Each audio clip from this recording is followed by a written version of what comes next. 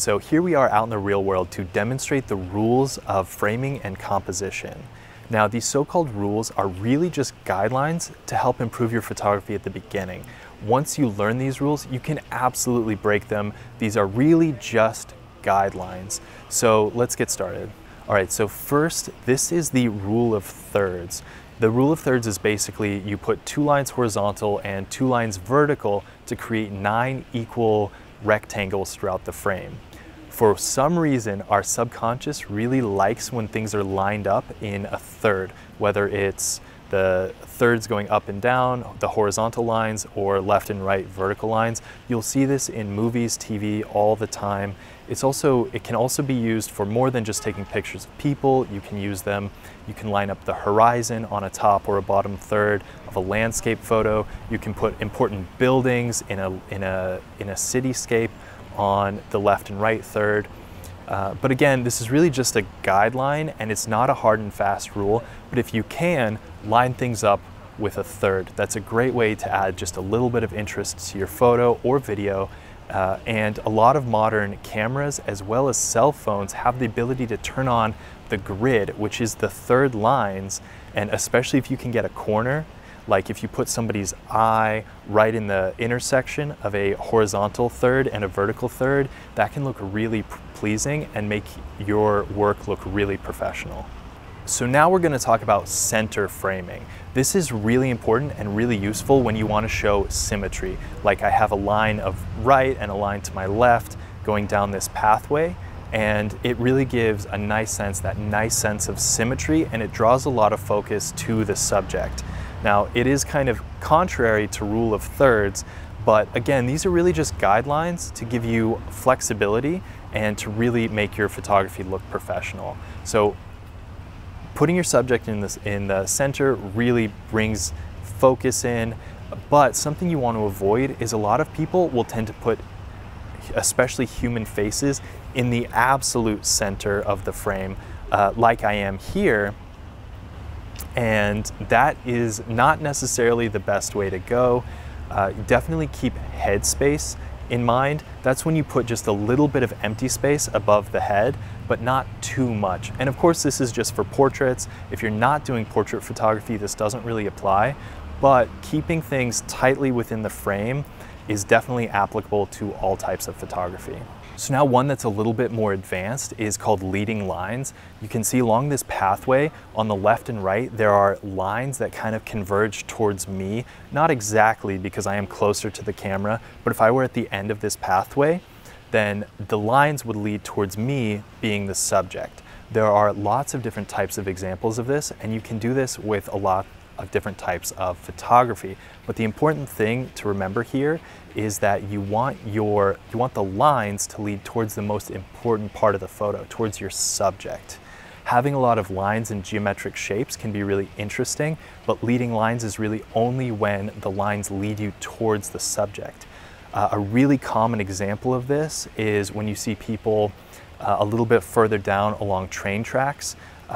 I've seen tons of engagement shoots, and I've used it for my own professional fashion shoots, all that kind of stuff. It can be really interesting, and it's literally lines that draw your eye, that guide your eye into the subject. So this is definitely a really cool place to get creative. It doesn't have to be straight lines. There's examples with curved lines, and even rainbows can be a great way to use this. There's a lot of really cool stuff, a lot of room for creativity, but just as long as you've got those lines leading towards the subject, that is a great use of leading lines. So now we have an example of leading action, or the rule of space. See how my body is postured a little bit to my right, camera left, and there's more empty space in front of me towards the way my shoulders are facing. This gives a sense of motion or direction, like I'm looking off somewhere in that distance. If I were to turn and face sort of the edge of the frame, there's definitely a space for that, especially in cinematography, but it conveys a certain mood that you may not want in your photos. It's very normal to be looking forward, to be looking toward the thing. So leading action, or the rule of space, really makes it look like you like your subject is engaged with something in front of them, which is normal human behavior, so it psychologically makes more sense for us to see more space on that side. This is also really important for motion. If your subject is moving, you want to leave more space in the direction in which they're moving. This can be really aesthetically pleasing. And of course, there is plenty of room to break this rule, but know what you're doing if you're going to break that rule. There's tons of TV shows and movies and famous photographers who use this, who break this rule really well, but they know they're breaking it. So now we're going to talk about more of like a tip than an actual rule or guideline, and that is to add compositional elements to create depth. Now, when I say that, I mean foreground and background elements to fill in and bring interest to your overall photo. This can be done sometimes if your subject isn't particularly interesting, or you just want to add a little something to your photo to really make it pop. Like here, for example, I'm being shot through some branches to add a foreground element or depth to the photo. This can be something as simple as these tree branches. This can also work with backgrounds. If you have tall buildings in the background, it can fill out the frame and add elements to the composition to really make your photography stand out and look less flat. This isn't something you're always going to want to do. Sometimes you really want to only focus in on the subject. But if you're looking for something with more depth, changing your camera angle, shooting through something, keeping the background in mind to fill in. Maybe your subject is in the middle, but you've got a tall building. Maybe you're shooting in front of a skyline, for example, and you've got a tall building along one of the third lines like we talked about earlier. These are all options that you have to really create depth and bring a little something extra to your photos, make them stand out. So now we're going to talk about what I think is maybe the most important compositional tip in all of photography, which is fill the frame.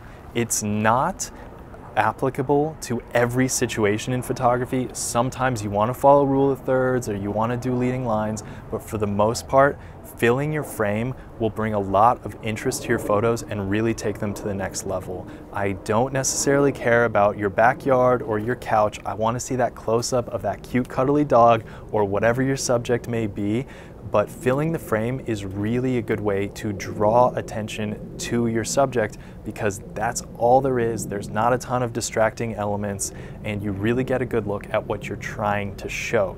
Photography is all about storytelling, and a lot of times the main story is just all about your subject. So step in, get closer, and fill the frame. This is a really good tip for most of the time, but again, it's just a tip or a guideline and it's not applicable to every situation. So now, sort of the complete opposite of fill the frame is use dead or negative space. This isn't exactly completely negative space, but I do have a simple natural element filling in a lot of the frame. This can be really important for storytelling in your photos if you want your subject to look like they're just a small part of the environment.